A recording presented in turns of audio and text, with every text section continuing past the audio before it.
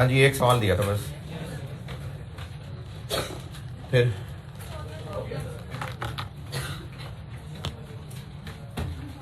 हाँ जी,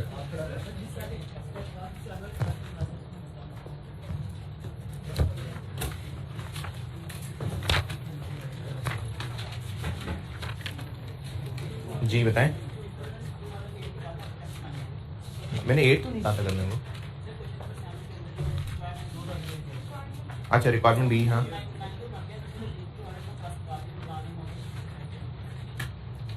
नहीं, मुझे आपका सवाल समझ नहीं आ रहा। ठीक है,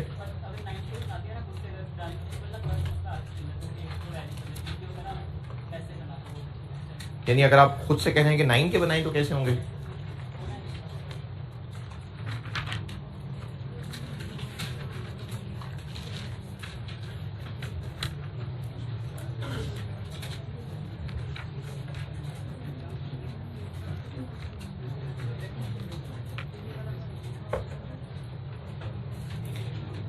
नाइन के बनाएंगे तो नॉन करंट में कुछ नहीं आएगा और करंट में 849 आ जाएगा।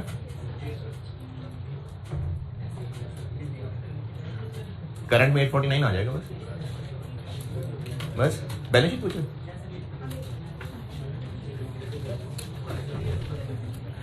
हाँ जी, क्वेश्चन नंबर 7 अगर किया है तो उसमें कोई प्रॉब्लम है तो बताइए।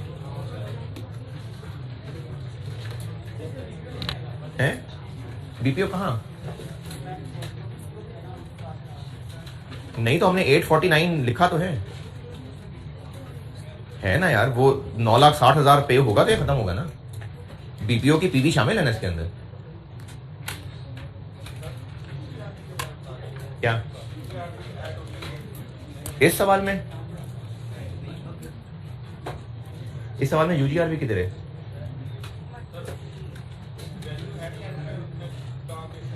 अच्छा, ये क्वेश्चन नंबर 7 में ये 1 लाख रुपए बीपीओ है और वैसे उम्मीद है कि 3 लाख का बिक जाएगा, तो ये 2 लाख रुपए यूजीआरबी है? नहीं, यूजीआरबी तब होगी जब जीआरबी होगी।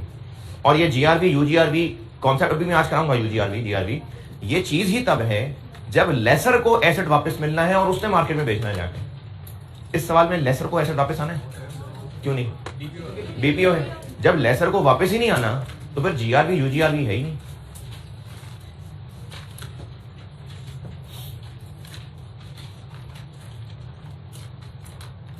क्वेश्चन नंबर 7 में स्ट्रेट फॉरवर्ड ही रहता है सारा, इसलिए मैं तो कुछ नहीं समझता बताने वाला। आपने जो भी पूछना है पूछें। जी जी जी जी जी जी। नहीं, कैश डेबिट और लीज रिसीवेबल क्रेडिट। हाँ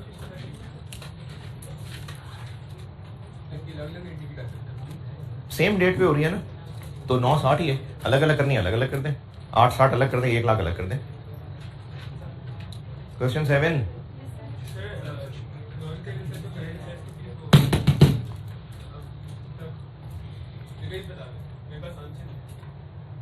नहीं, आंसर नहीं था। क्यों? तो उसे चेक कर लो, उसे नॉन करंट की जगह चेक कर लें। क्वेश्चन 7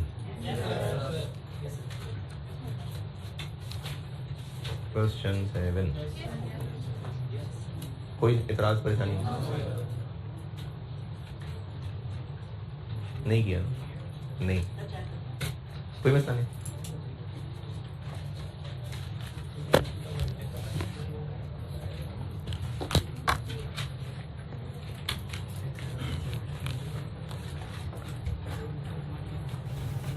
अगर सवाल में टर्मिनेशन पेनल्टी आ जाए तो क्या करें? हैं, सोचें जरा, क्या क्या करेंगे? क्या करेंगे? लीज पेमेंट की डेफिनेशन का हिस्सा नहीं है ये है, तो इसकी पीवी निकलेगी। और लीज स्केड्यूल में क्या करें? यानी ये सब वैसे ही करेंगे जैसे कल बीपीओ में सिखाया। वैसे ही करेंगे हैंडल इसको, क्योंकि लीज पेमेंट का हिस्सा है, इसकी भी डिस्काउंटिंग होगी। लीज कैजुअल में ये भी आएगा, रिकन्स्ट्रक्शन में ये भी आखिर में आएगा।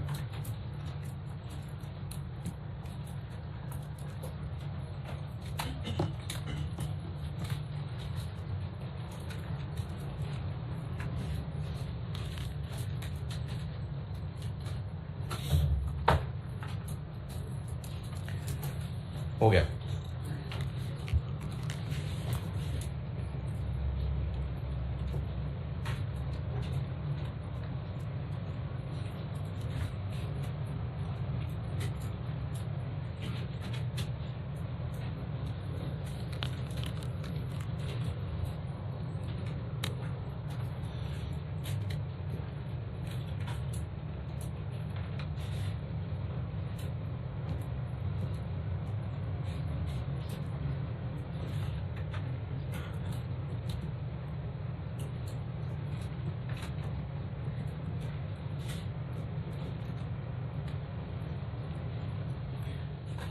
ये GRV, UGRV, RV, इसका सवाल में क्या करना है वो बताने लगा हूं, लेकिन यहाँ जो भी बताऊंगा वो डिस्कशन ही सिर्फ तब है अगर एसेट वापस आना है तो, क्योंकि अगर लेसर को एसेट वापस ही नहीं आना तो फिर GRV, UGRV तो होगी नहीं, तो ये डिस्कशन ही तब है अगर एसेट वापस लेसर को आना है।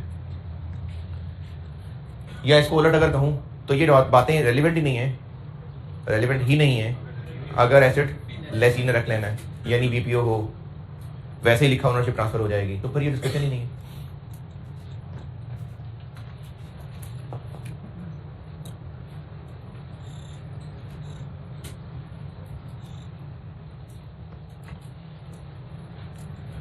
तो एक बात तो उसमें कल जैसी, GIL क्या होती है? लीज पेमेंट्स प्लस UGRV, और लीज पेमेंट्स में GRV भी इंक्लूडेड है। तो एक तो कल जैसी बात।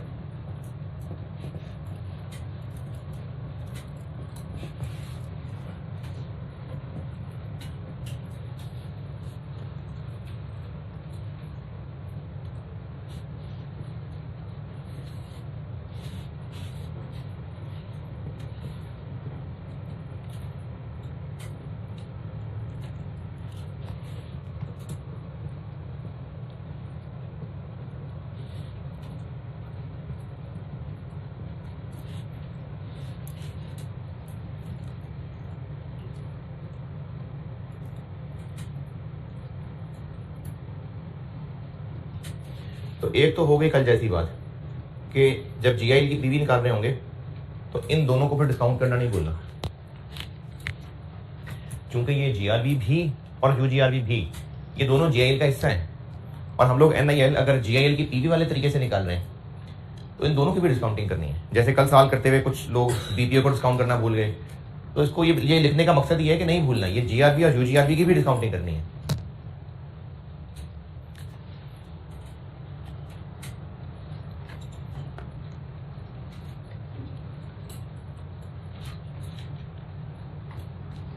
जी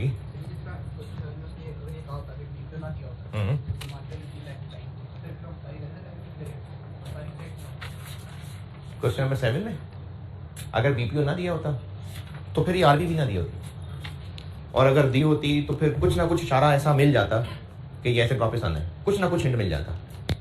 और चलो अगर नहीं भी हिंट मिलता और RV दी होती तो हम इसको टोटल RV लेते। अब इसको UGRV लेते हैं GRV लेते हैं, ये बताऊंगा अभी आगे। तो एक बात तो कल जैसी हो गई कि इसकी भी डिस्काउंटिंग करनी है। दूसरी बात ये भी सवाल के साथ समझाऊंगा, अभी बस लिख रहा हूं, सवाल के साथ समझाऊंगा।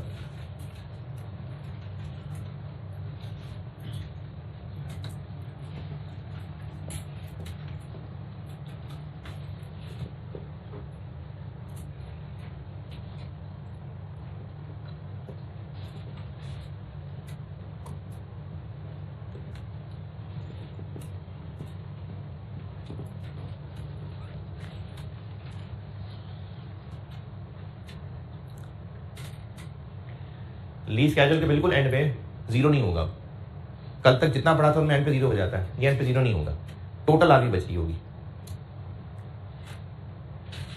क्यों, ये भी सवाल के साथ समझाता हूँ, और वो जो आगे बच रही होगी उसका क्या करना है वो भी सवाल के साथ समझाता हूँ। और कल जैसी ही बात, GRV is added to the last line of maturity analysis, जैसे कल BPO का बताया था। तो ये दोनों बातें लिख दी हैं, लेकिन अभी ना उसमें फिर इन दोनों को समझाता हूं।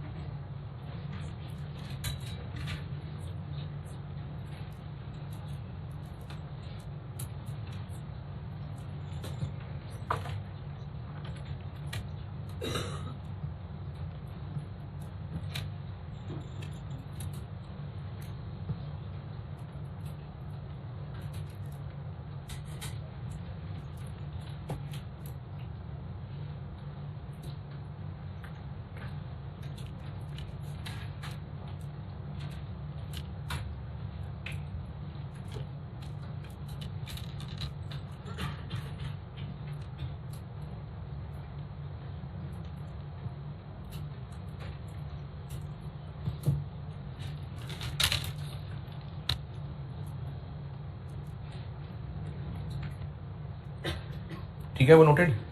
चलिए सवाल लिखें। जी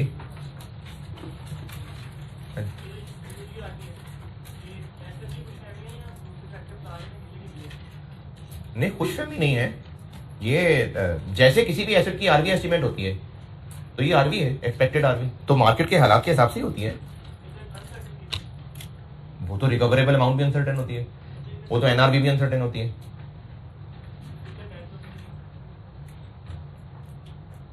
रिकवरेबल अमाउंट याद है, उसमें एक चीज होती है वैल्यू इन यूज, वो सारे कैश फ्लोज वो सब सर्टेन होते हैं, अंदाजे ही होते हैं। और फिर उसकी हम पीवी निकाल के उसको वैल्यू इन यूज कह के, और अगर fair value less cost to sell से वो ज्यादा है तो उसको रिकवरेबल कह देते हैं, और एसेट उतने पे शो कर देते हैं, तो वो कंफर्म तो नहीं होता। तो फ्यूचर में अंदाजे ही होते हैं। एनआरवी अंदाजा है, तो हम लोग अंदाजे ही लगा रहे होते हैं। लीज टर्म 4 years, सवाल लिखा रहा हूं, लीज टर्म 4 years,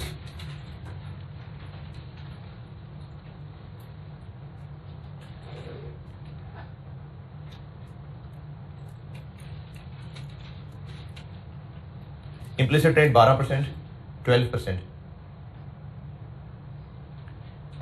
कमेंसमेंट ये तो पता ही है आपको कितनी, 1 जनवरी 19, 1 जनवरी 19, अकाउंटिंग ईयर जनवरी से दिसंबर,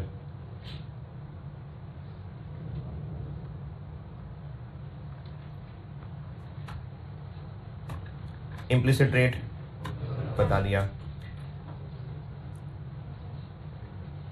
total expected RV at end of lease term, total expected RV at end of lease term 25,000, 25,000,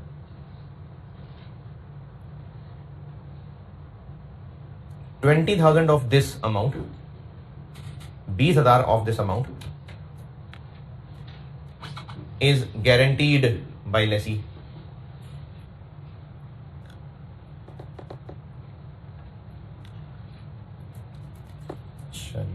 lease term बता दी।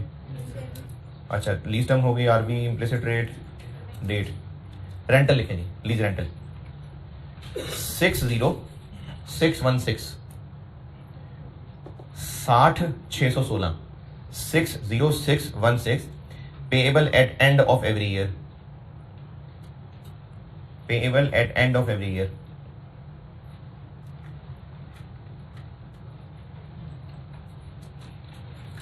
मुझसे रिक्वायर्ड है, रिक्वायरमेंट ए यानी part A, general entries, extracts of SOCI, extracts of SOFP, NIL का note for the year ending 31 December 19। जो सीखा अब तक, entries और इनकम स्टेटमेंट और बैलेंस शीट के एक्सट्रैक्ट्स और एनआईएल का note for the year ending 31 December 19।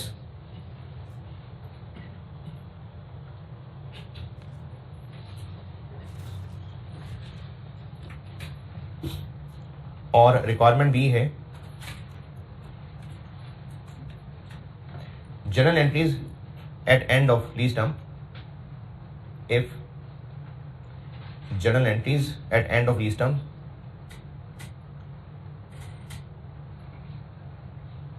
if asset is sold by lessor, क्योंकि एसेट लेसर को वापस आएगा तो बेच देगा, तो if asset is sold by lessor for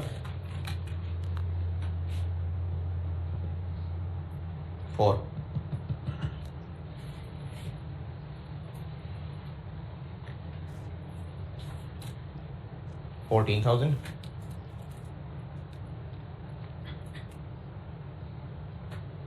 $30,000.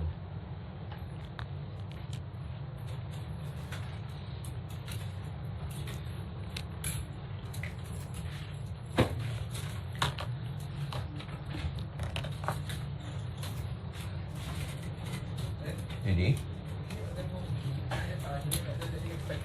अगर हाँ हाँ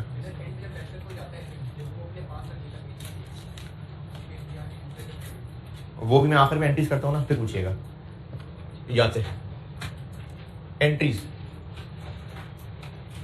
1 जनवरी 19 lease receivable debit cash credit initial recognition करिए कैलकुलेट, इनिशियल अमाउंट करें कैलकुलेट।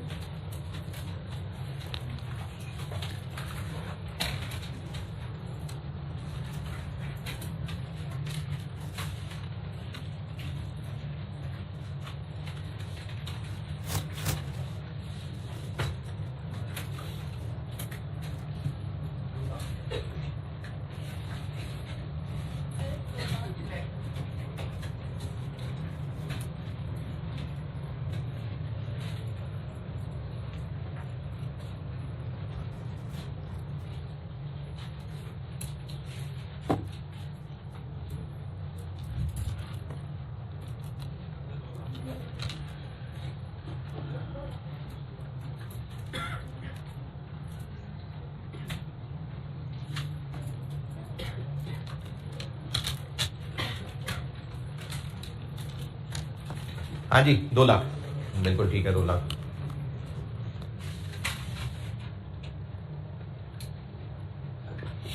रेंटल कितना 60,616 1 माइनस 1.12 पावर,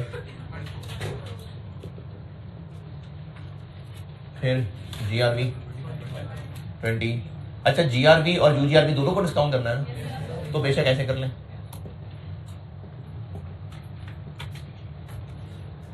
क्यों? दोनों को करके ऐड ही करना है ना। अच्छा यूजीआरबी की अमाउंट कितनी 5, क्योंकि 25,000 एक्सपेक्टेड है और उसमें से 20 गारंटीड है, तो बाकी 5 अनगारंटीड है, तो 20,000 की भी डिस्काउंटिंग करनी है, 5,000 की भी करनी है, फिर वो 25 की कर लेते हैं, या 20 और 5 अलग अलग करनी है, 2 अलग अलग कर लें। 2 लाख यूजीआरबी इनको समझ ना आई हो, मैंने कहा था कि टोटल एक्सपेक्टेड आरबी में से जीआरबी माइनस कर दें तो बाकी यूजीआरबी है, तो टोटल एक्सपेक्टेड आरबी 25 है, 20 उसमें से गारंटेड है, तो बाकी 5 अनगारंटेड है।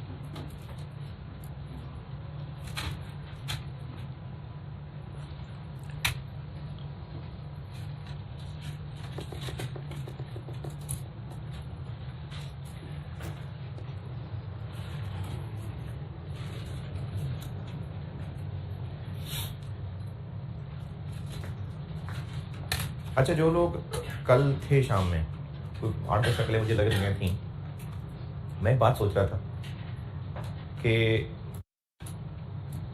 अपनी तरफ से तो चलो कोशिश की, एंड पे तौबा भी करके उठे।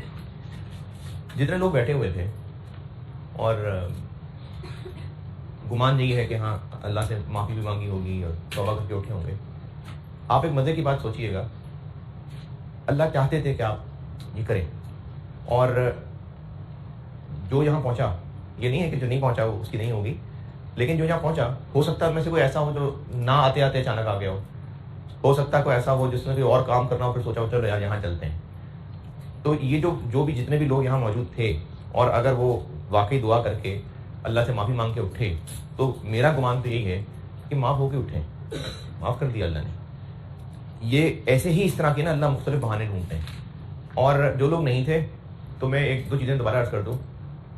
बेटा, ये जो रमज़ान का महीना है ना, ये अल्लाह की तरफ से एक बहाना है कि किसी तरह बस लोग माफ़ हों सही, लेकिन ये लोगों के माफ़ी मांगने पे है, और अल्लाह मौका दे रहे हैं जब तक मौत नहीं आ जाती, जब तक मौत के फरिश्ते को नहीं देख लेता इंसान, तब तक माफ़ी का रास्ता खुला हुआ है। और अल्लाह की ज़ात इतनी बेनियाज है कि अल्लाह को उससे कोई फ़र्क नहीं पड़ता कि आपने पहले 1000 दफ़ा माफ़ी मांगी है, कोई बात नहीं, 1000 एक दफ़ा मांग लें, अल्लाह माफ़ी देने को तैयार है। कई ऐसे मौके रोज़ाना जो रात का आखिरी पहर होता है, उसमें अल्लाह ताला आखिरी आसमान पे होते हैं और पुकारते हैं कि कौन है मुझसे मांगने वाला, कौन है माफ़ी मांगने वाला, कौन मुझसे हाजत करने वाला है। तो रमज़ान का भी ना महीना बहुत कीमती है, और इसमें भी जो आखिरी अशरे में ताक रातें हैं, वैसे तो पूरे अशरे का भी आता है, वो भी पढ़ा है मैंने, लेकिन ज़्यादा जो है वो ताक रातों के बारे में। अब उनमें से आज पहली है, आज पहली ताक रात है। आप सब लोग पढ़ने वाले भी होंगे और कल घर क्लास भी करनी है, वो तो हिस्सा ये तो नहीं कर सकते कि 5 दिन ऑफ कर लें, मुमकिन नहीं, क्लास भी करनी है, आपने बाकी सारे काम भी करने हैं, आप हॉस्टल में रहते हैं या अपने घर में रहते हैं तो बाकी भी काम करने हैं। लेकिन इन 5 रातों में अपने सारी एक्टिविटीज़ को आगे पीछे करके कर लें एडजस्ट एहतमाम के साथ। और गर्मियों में तो बड़ा आसान होता है रात जागना, और जो लोग जिनको इत्तेफाक होता हो तरावी पढ़ने का, तो जब आप पढ़ के वापस आएंगे और सहरी तक गिन के देख लें तो 5 घंटे होते हैं मुश्किल से। तो इसलिए आप किसी भी तरह ना कुछ भी एहतमाम करके जितना भी जाग सकें, ये 5 रातें बेटे ज़ाया नहीं करनी। और इनमें आप तिलावत करिए, इनमें आप दुआएं करिए, इनमें नवाफिल पढ़िए, इनमें आप कुरान पाक बिल्कुल को समझ के पढ़ने की कोशिश करिए। इनमें अगर आप ये एक्टिविटी करेंगे ना कि यूट्यूब पे कुछ चलो कुछ बयान लगा लेते हैं, वो भी ठीक है, लेकिन उसमें फिर इधर से उधर, उधर से उधर, उधर से उधर, क्योंकि लिंक बनते जाते हैं ना, फिर एक वीडियो, फिर दूसरी वीडियो, फिर तीसरी वीडियो, फिर वो इधर से ऐसे ऐसे होना शुरू हो जाएगा। तो ये अवॉइड करें, मोबाइल भी अवॉइड करें। तो नवाफिल हैं, तिलावत है, दुआएं हैं बहुत ज़्यादा, तस्बीहात हैं, तो इसका एहतमाम करें। और कोशिश ये करें कि आप जहाँ भी रहते हैं उसमें कोई कोना तलाश कर लें, कमरा है आप अलग या हॉस्टल में रहते हैं तो कोई ऐसी जगह जहाँ पर खामोशी हो, और अपने बाकी घर वालों को भी इस पर कन्विंस करें, रूममेट्स हैं तो उनको भी इस बात पर तैयार करें। तो ये 5 रातें पता नहीं, देखें पता नहीं ज़िंदगी में दोबारा रमज़ान है कि नहीं है, और पता नहीं कि आप जिस मेहनत के लिए यहाँ बैठे हैं, सीए करने बैठे हैं, आपको नहीं पता कि आप में से कितने लोग हैं जो तब तक जिंदा रहने वाले हैं, नहीं पता, किसी को नहीं पता। लेकिन अभी इस वक्त ये 5 रातें मिली नहीं है। वैसे तो ये भी नहीं पता कि आज रात तक जिंदा रहने वाले हैं कि नहीं, लेकिन नियर फ्यूचर में यही नजर आ रहा है। उसके बाद अगला रमजान 1 साल आगे है, फिर उसके बाद सीए पूरा करना वो तो पता नहीं कितने साल आगे है। तो ये जो अभी इस वक्त नजर आ रही है चीज, ये जो इस वक्त कीमती घड़ियां मिली हैं, इसके एहतमाम करके उसको जाया नहीं करिएगा। हमारे नबी की बद्दुआ है उस शख्स के लिए कि जिसको रमजान का महीना मिला और वो अपनी मग़फ़िरत नहीं करवा सका। तो हमने नहीं होना उन बदबकों के अंदर। तो आखिरी घड़ियां हैं, 10 रोजे रह गए हैं, पता नहीं 10 रोजे हैं कि 9 रोजे हैं, बस आखिरी हैं। और इनमें से भी 5 रातें हैं, 21, 23, 25, 27, 29। और हमारे मुल्क के अंदर एक बिल्कुल एक रिवाज बन गया हुआ है कि शायद सिर्फ 27 है।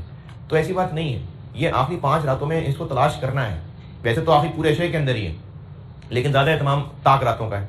और उसके बाद भी क्योंकि फिर छुट्टियां हो जाएंगी, आप लोगों के बात कहने की शायद टाइम ना मिले, ये जो चांद रात होती है ना हमारे यहाँ जिस तरह चांद रात को मनाया जाता है, वो लिटरली खुशी मनाई जाती है। किस बात की? शैतान की आज़ाद होने की लिटरली खुशी मनाई जाती है। सब अपनी एक्टिविटीज़ देख लें, लड़कियों समेत कि रात को बाज़ारों में निकलना और शॉपिंग के नाम पे या मेहंदी के नाम पे या चूड़ियों के नाम पे, और फिर उसी तरह से इन भाइयों का भी निकलना, और सिक्योरिटी के नाम पे है ना, सिक्योरिटी भी तो देनी होती है ना। तो ये सब इन एक्टिविटीज़ में शामिल होना, ये शैतान की आज़ादी की खुशी है। ईद का दिन किस लिए होता है? अल्लाह ने ईद जो दी है, खुशी है ना। किस बात की खुशी है? कि हमने 1 महीना इतनी बरकतों वाला गुजारा है, उसमें इबादतें की और अल्लाह हमसे खुश हो गए। इस खुशी को सेलिब्रेट करने के लिए ईद का दिन है। और हमने उसी रात को ही शैतान की इस आज़ादी की खुशियां मनानी शुरू कर दी। और शैतान आज़ाद हो जाता है और फ़र्क पता चलता है, ज़िंदगी में फ़र्क पता चलता है। तो जिसने रमज़ान इस उम्मीद से, इस मेहनत से गुजारा होगा कि इसको अपनी ज़िंदगी साफ करवा के निकलनी है, वो इस चीज़ को फील करेंगे कि रमज़ान की अच्छाइयाँ कुछ अर्से तक ज़रूर कैरी होंगी, रमज़ान की आदत कुछ अर्से तक ज़रूर कैरी होंगी। और जिनकी आदत अगले दिन बिल्कुल शिफ्ट हो जाएंगी, तो उसका मतलब उन्होंने कैद से ही गुजारा था। ये मैंने किसी बड़े को, किसी इमाम साहब, मेरा ख्याल किसी जुम्मे के खुतबे में था, मैं उनसे मैंने बात करी, मुझे बड़ी मज़े की लगी कि अगर इंसान ने ये देखना ना कि उसकी रमज़ान की इबादत कबूल हुई है कि नहीं, तो वो ये देखे कि उसके बाद क्या हो रहा है। अगर उसके बाद भी वो चीज़ें काफ़ी हद तक कंटिन्यू कर पा रहा है, तो उसका मतलब उसका रमज़ान अच्छा गुजरा है। लेकिन अगर उसके बाद ये सब कंटिन्यू नहीं हो पा रहा, इतना ज़्यादा नहीं हो सकेगा, क्योंकि ओवरऑल इन्वायरमेंट बना होता है। जैसे आप एक क्लासरूम के अंदर बैठे हुए हैं, सब जगह ये बात हो रही है कि ये स्टडी रूम है, सबको ये कहा जा रहा है कि ये पढ़ने की जगह है, सारे लोग पढ़ने के लिए मौजूद हैं, एक पूरा माहौल बना हुआ है, तो फिर बैठने वालों से पढ़ा जाता है। लेकिन अगर यही हजूम एक बाजार का हजूम होगा, फिर कोई पढ़ने बैठेगा, उसे पढ़े नहीं जा रहा होगा। तो इसलिए रमज़ान में पूरा माहौल बना होता है, रहमतें बरकतें होती हैं हर तरह से। तो उसके गैर रमज़ान में तो ये बरकतें नहीं होती, लेकिन फिर भी कुछ ना कुछ कंटिन्यू हो जाता है।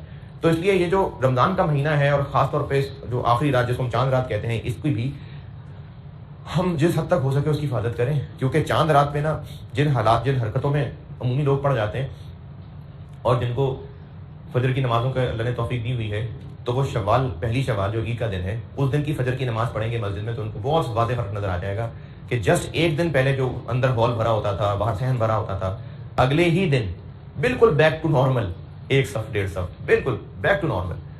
और ये शैतान फिर आते ही ना फिर असरात दिखाता है अपने। तो इन 5 रातों को बेटे ज़ाया नहीं करिएगा, और कोई ना कोई एहतमाम ज़रूर करिएगा। कितनी अमाउंट बनी? 2 लाख। उसके बाद 31 दिसंबर 19 लीज रिसीवेबल डेबिट और इंटरेस्ट इनकम क्रेडिट, और इसके लिए बना लेते हैं टेबल। अच्छा, अभी इस सवाल में मैं पूरा टेबल बना दूंगा, उसके बाद आपको बता दूंगा कि एग्जाम में हमें पूरा टेबल बनाने की जरूरत है या नहीं है, फिर उसके लिए आपको गाइडेंस दे दूंगा। अभी बस आखिरी बार पूरा टेबल बना देता हूं। Cash debit, lease receivable credit.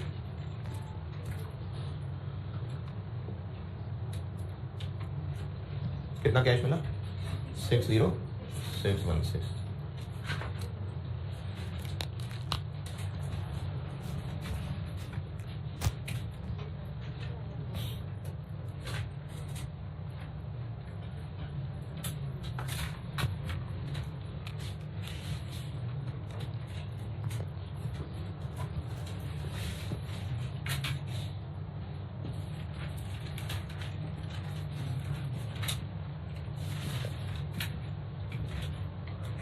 जी जी बिल्कुल यही था।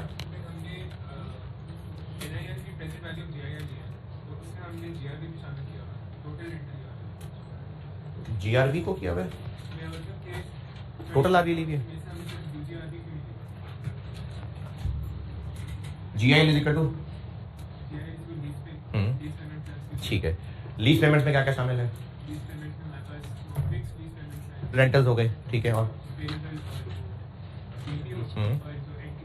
ठीक है, और जीआरबी, ठीक है। तो अब पीवी ऑफ लीज पेमेंट्स लेनी है, तो पीवी ऑफ रेंटल्स लेने हैं और पीवी ऑफ जीआरबी लेनी है। ये हो गई PV of lease payments. GIL में साथ यूजीआरबी भी होती है, तो पीवी ऑफ जीआईएल निकालने के लिए हमें यूजीआरबी की भी पीवी लेनी पड़ेगी। ये पीवी ऑफ लीज पेमेंट्स, ये पीवी ऑफ जीआरबी, यूजीआरबी। तो ये पूरी बन गई PV of GIL. Starting point हो गया इसका 2 लाख।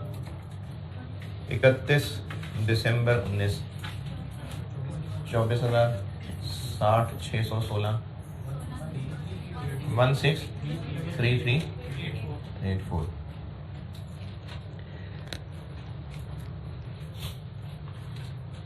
अच्छा, वो कल एक बच्चे ने पूछा था, तो हो सकता है बाकी भी शायद किसी का पॉइंट हो।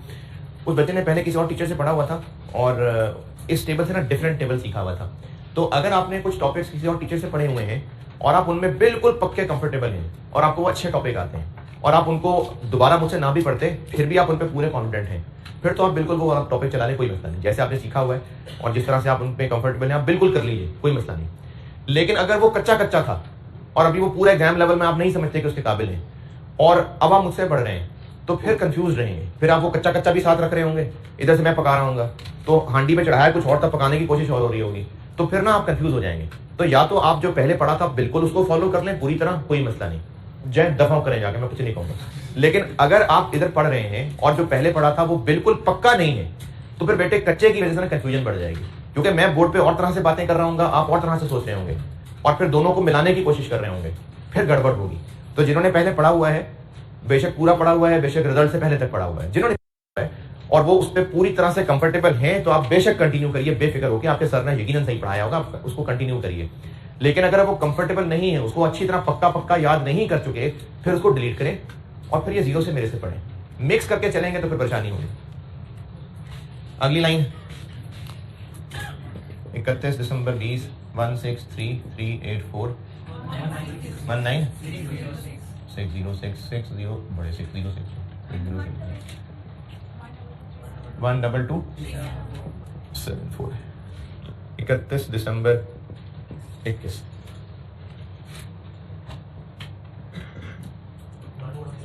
14685।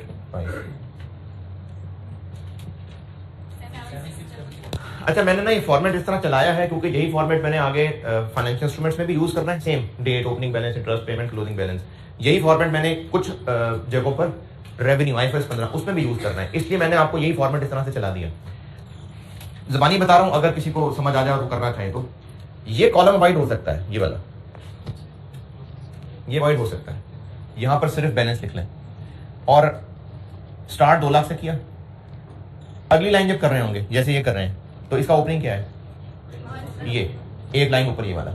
जब ये सॉल्व कर रहे हैं, इसके लिए ओपनिंग बैलेंस क्या है, तो उसको दोबारा यहां उतार के लिखने में अगर मसला है तो बेशक ये कॉलम वाइड हो सकता है। करना है ऐसे कर लें, मैंने बनाया इसलिए था क्योंकि उसमें ओपनिंग क्लोजिंग देखते हुए कुछ बच्चों को ये जो ऊपर नीचे की लाइनें हैं ये कंफ्यूज करती हैं, इसलिए मैंने कॉलम बना दिया। लेकिन जो बच्चे इस बात को कंट्रोल कर सके कि नहीं हमें इसकी जरूरत नहीं है, यहीं से हम ओपनिंग के ऊपर रेट लगा के ये बना सकते हैं, तो कर लें। क्या बचा क्लोजिंग 76443। 31 दिसंबर 22 917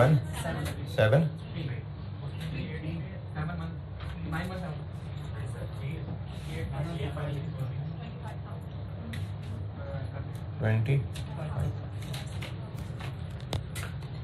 क्यों बच गई है टोटल आरबी है? क्योंकि हमने जब ये टेबल स्टार्ट किया था तो रेंटल्स और पूरे 25 की पीवी से शुरू किया था, अभी सिर्फ रेंटल्स को पे करना दिखाया है, तो एंड पे 25 ही बनना था। जिनकी पीवी से शुरू किया था, बढ़ते जिन सीढ़ियों से नीचे गए थे उन्हीं सीढ़ियों से वापस ऊपर आ रहे हैं, तो जहां से डिस्काउंटिंग करके हम वहां स्टार्टिंग पॉइंट गए थे और अब आगे बढ़ते बढ़ते आएंगे, तो जो पेमेंट होती जाएगी और जो पेमेंट नहीं हुई होगी तो उतना ही बचेगा। कल वाले सवाल में बीपीओ की भी पेमेंट दिखा दी थी, इसलिए जीरो हो रहा था, ये अब बच गया। इसको क्यों बचाया ये मैं आपको इसके साथ बताता हूं। तो इस लीज कैजुअल से ये मिल गई एंट्री की अमाउंट 24,000।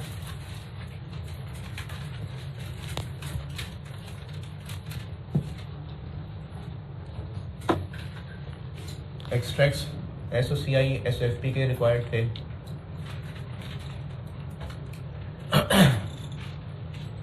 इसमें आ जाएगी इंटरेस्ट इनकम 24,000। एक्सट्रैक्ट्स SOFT के रिक्वायर्ड थे,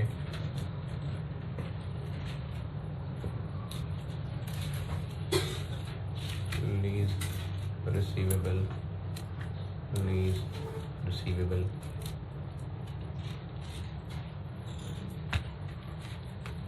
जी कितने यहाँ खड़े हम, तो ये नॉन करंट में और इनका डिफरेंस करंट 122,374 410 ये हो गई इनकम स्टेटमेंट और SOFT।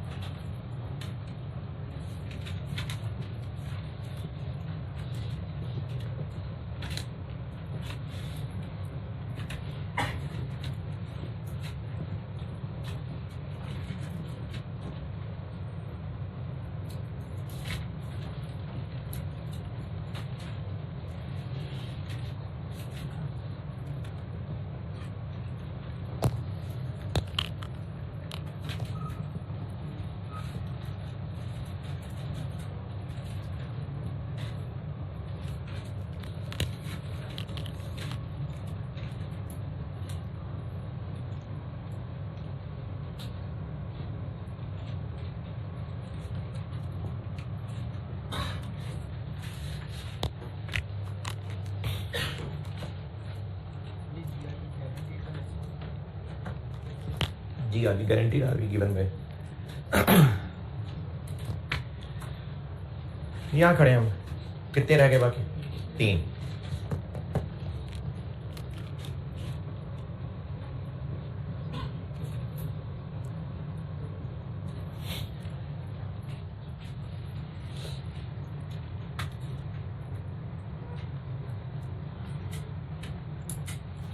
चलिए ये बात सुन ले, फिर मैं रिकंसिलिएशन से पहले नोट करने का बिल्कुल टाइम दूंगा। ये बात सुन ले सारे।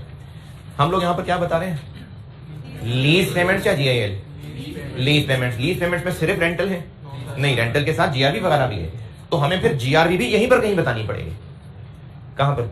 आखिर में ही। तो ये अभी बात लिखवाई थी कि जीआरबी को मैच्योरिटी एनालिसिस की आखिरी लाइन में हम ऐड कर देंगे, यानी यहाँ पर 60 लिखने की बजाय 80 लिखेंगे। 80, 85 नहीं, क्योंकि जीआरबी लीज पेमेंट का हिस्सा है। कितना हो गया? 201848। चले यहां तक पहुंचे, फिर रिकंसिलिएशन बताता हूं जी। तो मैंने लिखा ना पार्ट बी में, रिक्वायरमेंट बी में लिखा है ना मैंने। ये रोक रोक के जरा पूरा बोर्ड से फिरा दो जी। हाँ नहीं, मैं भी एंटिस कर लूँ ना पार्ट बी की, फिर पूछना।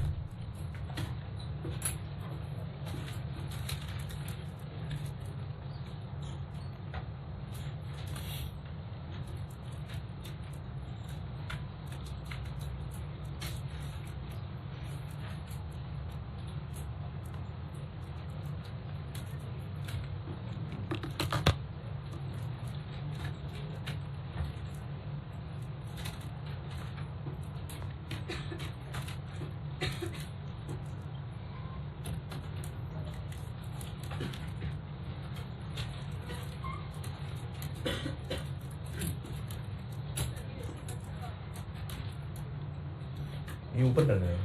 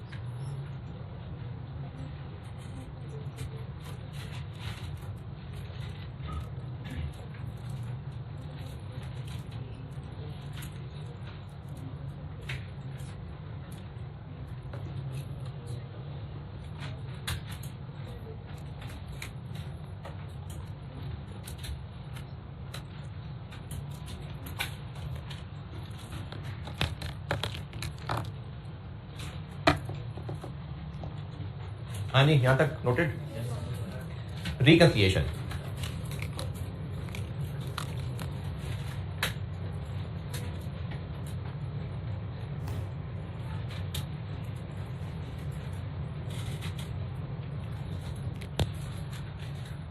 लीज पेमेंट्स और जीआईएल में किस चीज का फर्क है? लीज पेमेंट्स और जीआईएल में यूजीआरबी ना। तो हम रिकंसिलिएशन में कहते हैं कि पहले तो हम आपको जीआईएल बना के देने लगे, तो उसको स्टार्ट करते हैं टोटल लीज पेमेंट से 20184। फिर इसमें यूजीआरबी ऐड कर देते हैं पूरी, पीवी नहीं, पूरी 5000। फिर जो आंसर बनता है उसको हम कहते हैं कि ये है आपकी जीआईएल।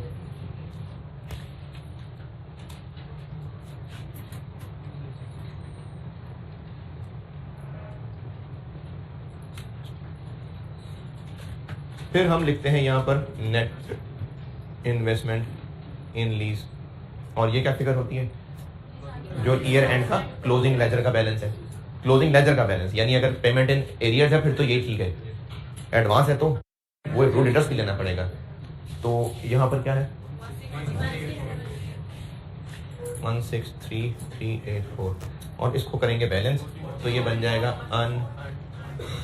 अनफाइनेंस इनकम। कितना?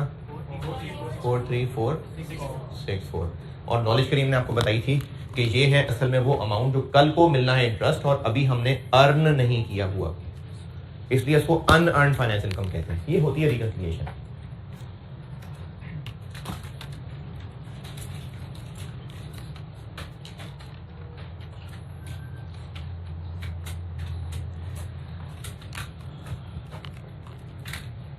अच्छा, अब आपको ये बताता हूं कि क्या हमें हर सवाल में लाजमी पूरा स्केड्यूल बनाना पड़ा करेगा। मैंने आपके सामने एंट्रीज भी कर दी, इनकम स्टेटमेंट, बैलेंस शीट के एक्सट्रैक्ट्स भी और नोट भी, यानी जो सिखाया आप लोगों को एग्जामिनेबल यही चीजें। या तो एग्जाम में कोई सवाल आपसे डिस्कशन का सवाल होगा, जैसे कोई छोटा सा सवाल भी किया था कि लीज है भी कि नहीं है, या तो ये होगा। न्यूमेरिकल होगा तो तीन ही बातें, या तो एंट्रीज पूछेगा, या एक्सट्रैक्ट पूछेगा, या फिर नोट्स पूछेगा। ये आपके सामने पूरा बना हुआ है। आप बताइए कि क्या ये पूरा टेबल बनाना जरूरी है इसके लिए? है जरूरी? अच्छा, आपसे 2019 की एंट्रीज मांगी, इसके लिए सारा बनाना पड़ेगा? नहीं, ये लाइन काफी थी। बैलेंस शीट के एक्सट्रैक्ट्स के लिए बस अगली लाइन और चाहिए थी, क्योंकि वो नॉन करंट देखना था, या अगर एडवांस होता तो इंटरेस्ट भी देखना होता। ये टेबल से देख के बताएंगे? नहीं, टेबल के बगैर भी पता है। पूरा टेबल चाहिए इसके लिए? नहीं, बस यही वाली लाइन चाहिए थी। ये पूरा टेबल चाहिए? मैंने तो आपको इस तरह निकालने नहीं बताया, वो तो वैसे कॉन्सेप्ट कहा है कि ये है, निकालने का क्या तरीका बताया? इनका डिफरेंस ही है ना। तो आपसे एग्जामिनर ये थोड़ी कहेगा कि सच सच बताओ कैसे निकाला, सच कसम है सच बताओ कैसे निकाला। हमने बस ऐसे निकाल लिया भाई, जरूरी इसको साबित करना है कि हमने टेबल के टोटल करके निकाले, तो नहीं कह रहा था सच सच बताओ, हमने इसका डिफरेंस ले लिया। तो इसमें हमें पूरा टेबल बनाने की नहीं पड़ी जरूरत। तो फिर क्या याद रख लें, कितना टेबल बनाना होता है? 2 लाइनें। शाबाश, मुझे ये सुनना था आपसे, 2 लाइनें नहीं भाई। अगर इस साल का सवाल पूछा होता फिर 2 लाइनें बना देते। जिस साल का सवाल पूछा है उससे अगली बस, उससे अगली नहीं, अगली बस, चाहे एडवांस में है चाहे एरियर में है, उससे अगली लाइन तक बस, अगली लाइन भी नहीं, सॉरी अगले ईयर तक। आपसे जिस साल का सवाल पूछा है उससे बस नेक्स्ट ईयर तक बना दें टेबल। पूरा बनाना चाह रहे हैं तो बेशक बनाएं, लेकिन जरूरत नहीं। तो हमें जिस साल का सवाल पूछा है, चाहे वो एंट्रीज पूछी हैं, चाहे वो एक्सट्रैक्ट्स हैं, चाहे वो नोट पूछे, उससे 1 साल आगे तक बना दें बस, उसके बाद छोड़ दें।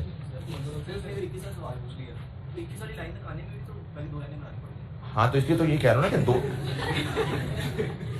मैंने यही तो कहा है कि आप ये ना याद रखिए कि बस 2 लाइनें बनानी है। मैंने कहा है कि जिस साल का सवाल पूछा है उससे अगले ईयर तक बनाना है। शुरू तो शुरू से ही करेंगे। क्या टेबल बनाने के? नहीं, उतना टेबल बनाने के हैं जितने की जरूरत है। तो हाँ, उस टेबल बनाने के तो नंबर हैं। अगर नंबर ना भी हो, ये फिगर्स कैसे निकालेंगे आप? खुद भी तो टेबल बनाना ही पड़ेगा ना, लेकिन उतने के नंबर होंगे जितना सवाल में इस्तेमाल होना है। फिर भी आप अगर उसको पूरा बनाना चाहें तो आपकी मर्जी है, मैंने आपको जरूरत बताई है। बस ऐसा नहीं है कि एग्जामिनर पूरा टेबल क्यों नहीं बनाया इसका नंबर काट लेगा, नहीं, ये तो होती वर्किंग है। सवाल की रिक्वायरमेंट तो नहीं होती, तो वर्किंग होती है, और वर्किंग जितने की जरूरत है उतनी वर्किंग तो हम कर रहे हैं शो। तो आप अगर पूरा टेबल बनाना चाहें तो आपकी मर्जी है, क्योंकि 0 देख के खुशी हो शायद, लेकिन अगर आप पूरा टेबल नहीं बनाना चाह रहे तो जरूरत पूरे की नहीं है। जिस साल का सवाल है उससे अगले ईयर तक का बस टेबल बना लें। पार्ट बी, ये सारा नोटेट मिटा दूं ना? पार्ट बी करते हैं जी।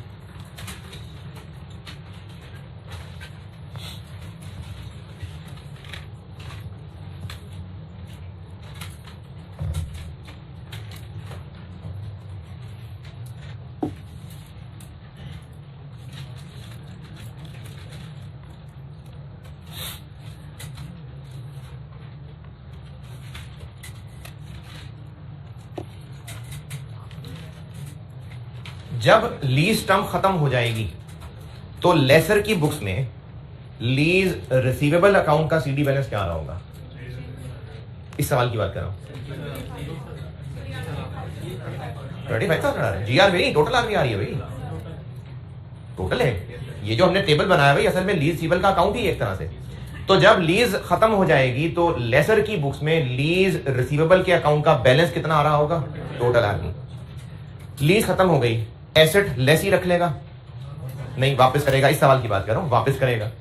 जब लेसी एसेट वापस करने आएगा तो लेसर ने जब इस एसेट को खरीदा था, जब गाड़ी खरीदी थी, तो लेसर ने गाड़ी डेबिट की थी? नहीं।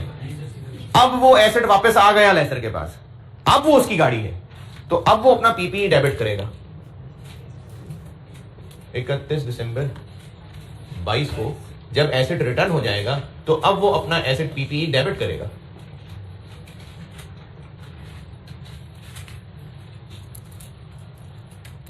और क्रेडिट क्या करेगा? Lease receivable. इसीलिए उसमें बैलेंस बचा हुआ था, वो लीज रिसीवेबल कर देगा क्रेडिट 25,000 से। अच्छा, यहां पर अब I-16 की एक बात, I-16 फुली डेप्रिशिएटेड एसेट की बुक वैल्यू कितनी आ रही होती है? 0। रेजिडेंट वैल्यू जब एसेट पूरा डेप्रिशिएट हो चुका होता है तो उसकी बुक वैल्यू उसकी आरवी आ रही होती है। तो ये उस बचे कुछ एसेट को हमने मौत के वक्त की एसेट बनाया है, तो अभी उसकी कितनी वैल्यू आ रही है? आरवी। तो अब उसको आरवी पे ही हमने अपनी बुक्स में जगह दी है। लीज रिसीवेबल क्रेडिट हो गया और उसके बदले में हमारा पीपीई बन गया। ये हमने एसेट की रिटर्न रिकॉर्ड कर ली।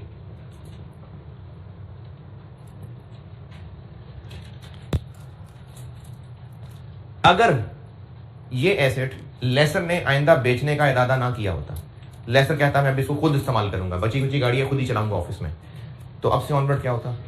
अब ये पीपी, अब से ऑनवर्ड इसकी एक लाइफ निकालता, उसको फिर ऑनवर्ड डेप्रिशिएट करता। ये पूछ रहे थे। तो अगर लेसर अब से ऑनवर्ड्स को ना बेचे तो बस ये आइंदा उसका पीपी बन गया, रिसीवेबल खत्म हो गया, पीपी बन गया, आइंदा उस पर I-16 लगेगा। लेकिन अगर उसको गारंटी को अवेल करना है तो फिर तो उसको फौरन बेचेगा, क्योंकि गारंटी इसी बात की थी कि चौथे साल इसकी क्या वैल्यू होगी।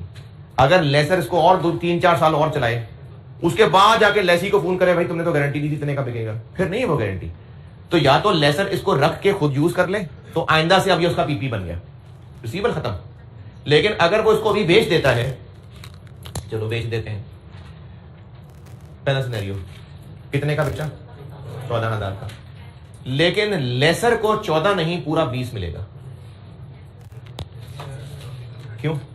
क्योंकि वो जब बेचने जाएगा तो साथ ही लेसी को फोन खड़का देगा, आज अभी तूने तो कहा था 20 का बिकेगा, तो 14 का बिक रहा है, कहेगा नहीं सर मेरे से 6,000 ले लें। तो अब लेसर को तो पूरा 20 पहुंच रहा है, तो कैश डेबिट 20,000, और लेसर जो अब बेच रहा है वो अपना पीपी बेच रहा है, तो वही अकाउंटिंग करेगा जो पीपी बेचने पे होती है। तो जो एसेट बेच रहा है वो क्रेडिट हो जाएगा।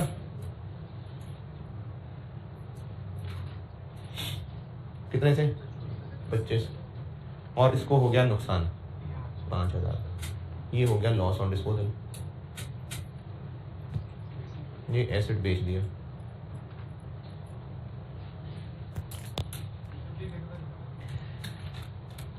जब इस एसेट को उसने अपनी बुक्स में एंटर कर लिया, अब ये इसका पीपी है, इसकी बुक्स में आ गया, और जब उसको मार्केट में बेचेगा तो ऐसी अकाउंटिंग होगी जैसे पीपी बेचने की अकाउंटिंग होती है। जितने का बेचना है कैश डेबिट, एसेट को बुक्स में से निकाल देगा, और या तो प्रॉफिट होगा या लॉस होगा, जो कि इस मिसाल में लॉस हो गया। कैश मैंने ये कहा कि मैंने तो रिक्वायरमेंट में लिखा था कि 14,000 का बिका, लेकिन यहां मैंने 20 कर दिया। इसलिए 20 कर दिया क्योंकि लेसी ने गारंटी की थी कि 20 से कम का नहीं बिकेगा, बिका तो मैं जिम्मेदार हूंगा। तो चूंकि कम का बिका तो 6,000 लेसी से ले लिए। अच्छा, अगर उसी वक्त मार्केट ना पहुंचता, कहता है मैं परसों आऊंगा, अभी शहर से बाहर हूं, तो उसके नाम का रिसीवेबल बना लेते। लीज रिसीवेबल नहीं, लीज गई, अब उसके नाम का कोई वैसे रिसीवेबल बना लेते। तो चूंकि उसने पैसे दे दिए तो पूरा 20 हम तक पहुंच गया, और इसको बेचने पे 5 का लॉस हो गया। और अगर ये बिक जाए 30 का तो बस प्रॉफिट हो गया, 5,000 का प्रॉफिट हो गया, प्रॉफिट ऑन डिस्पोजल हो गया।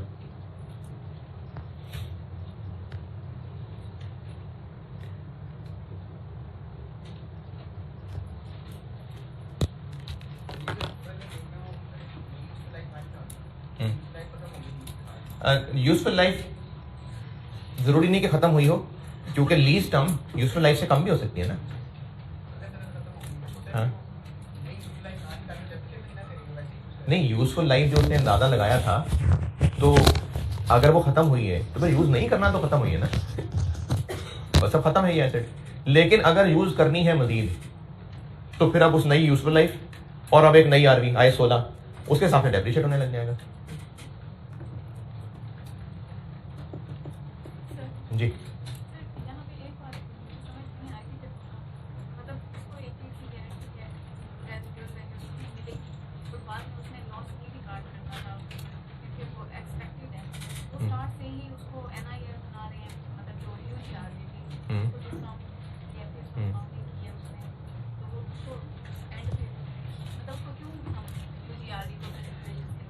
अच्छा, सवाल ये है कि यूजीआरवी कंफर्म थी कि मिलेगी, कंफर्म 20,000 था, तो फिर उसने इस 5,000 को पहले ही क्यों ना लॉस मान लिया। ये बात ना आप बाकी भी स्टैंडर्ड्स पे लगा के देखें। पीपी इनटेंजिबल एसेट्स, इनकी इंपेयरमेंट टेस्टिंग होती है, उनको हम लोग इंपेयरमेंट करते हैं तो रिकवरेबल अमाउंट से कंपेयर करते हैं। रिकवरेबल अमाउंट कंफर्म होती है मिलेगी, तो जब कंफर्म नहीं है तो उनको क्यों कंसिडर करते हैं?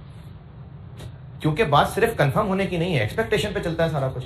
पीपी रिकग्निशन क्राइटेरिया क्या है, इंटेंजिबल एसेट रिकग्निशन क्राइटेरिया क्या है? It is probable, not guaranteed, probable. तो जितने भी एसेट्स बनते हैं वो उम्मीदों पे चल रहे होते हैं, गारंटीड भी तो एसेट नहीं चल रहे होते, फ्यूचर तो किसी ने गारंटी नहीं किया होगा। तो इसलिए लेसर को उम्मीद थी कि 25 का बिकेगा, तो बस उसी उम्मीद पे उसने 25 रखा। सिर्फ गारंटी ही तो नहीं जरूरी है एसेट होने के लिए, यहां पर तो एक एक्स्ट्रा चीज है कि गारंटी भी आ गई, वरना इसके अलावा जितने भी आईएएस में हम लोग एसेट्स मान रहे होते हैं, किसी ने गारंटी तो नहीं किया होता कि इससे बेनिफिट मिलेंगे, उम्मीद पे चल रहे होते हैं। तो यहां पे भी उम्मीद पे चल रहा था कि वो बिक जाएगा 25 का, बिक भी तो गया ना।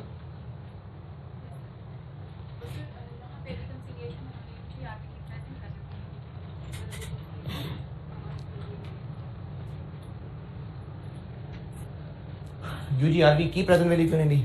कब की प्रेजेंट वैल्यू लें?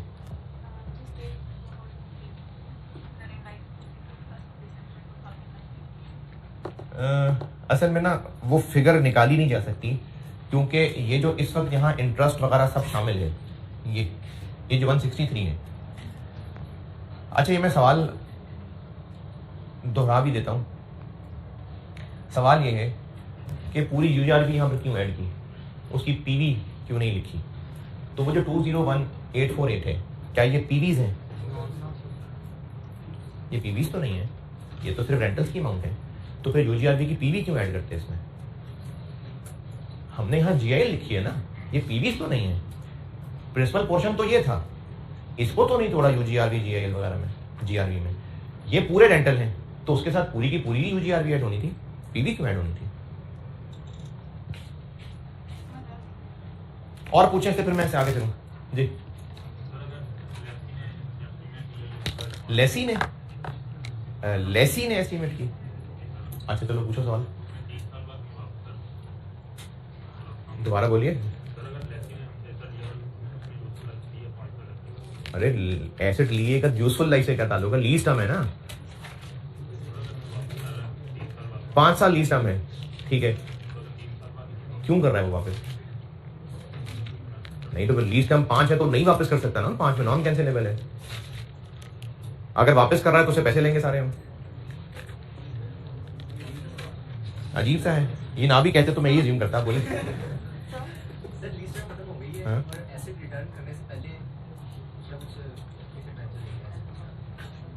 ठीक है,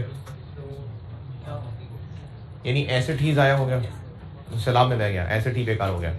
तो अब वो लेसी की गलती थी, लेसर की गलती थी, इंश्योरेंस थी, नहीं थी, ये दोनों हालात में देखना पड़ेगा। चलो लेसी की गलती थी, उसी की नीयत खराब हो गई, तो लीगली तो एसेट उसको वापस मिलना चाहिए था।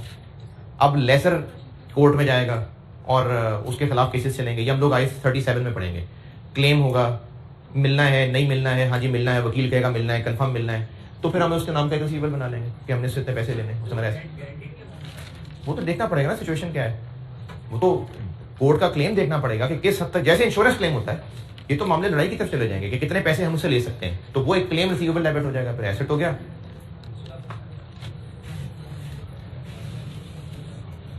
अच्छा, जीआरबी यूजीआरबी के हवाले से एक एग्जाम पॉइंट ऑफ से टिप समझ लें और अपने अल्फाज में लिख लीजिएगा।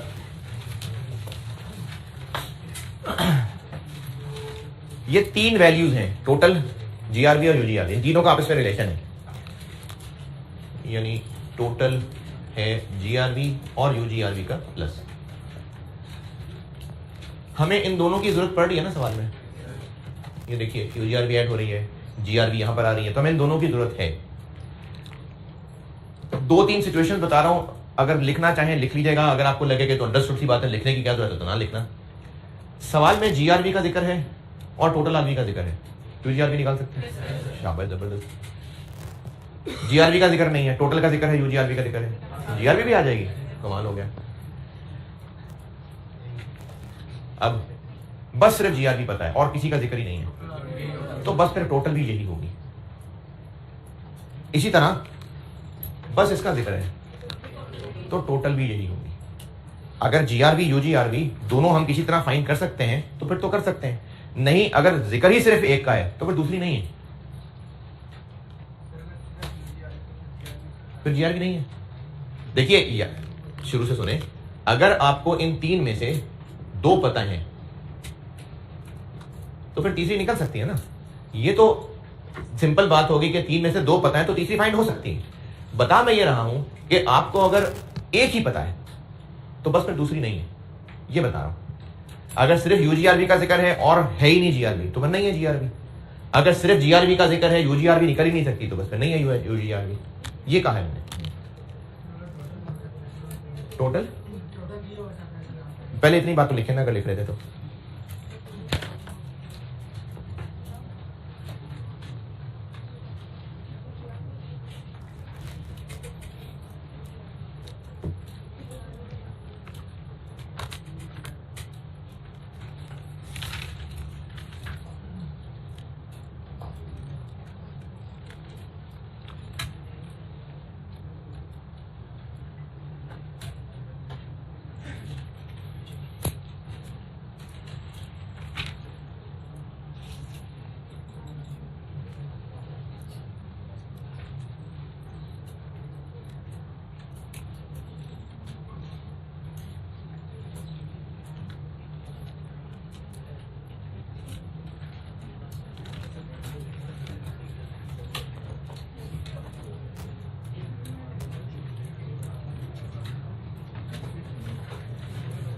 अगर कोई लिख रहा था तो लिख लिया।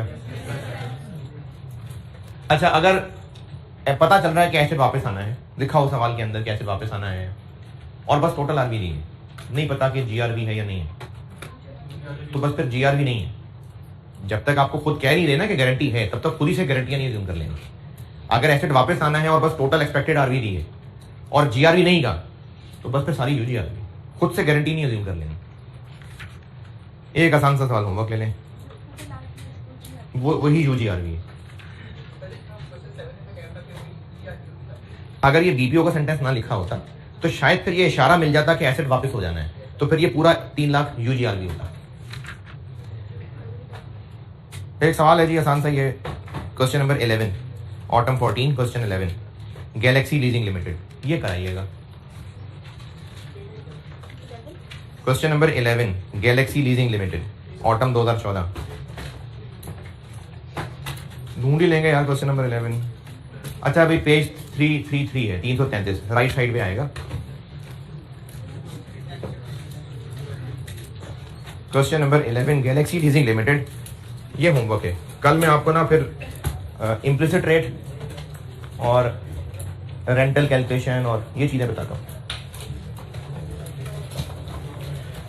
बस ये अब इस पर बहुत सारी मेहनत हो गई है।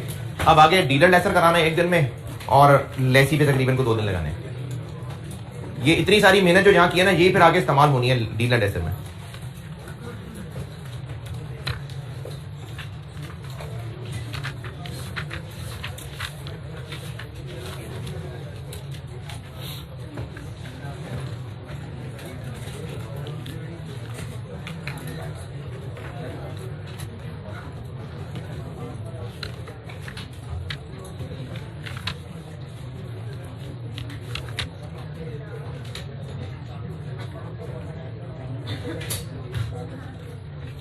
कल कौन सी सुनाई थी मैंने?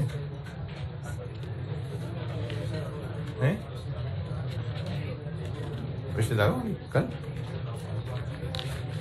हैं? अच्छा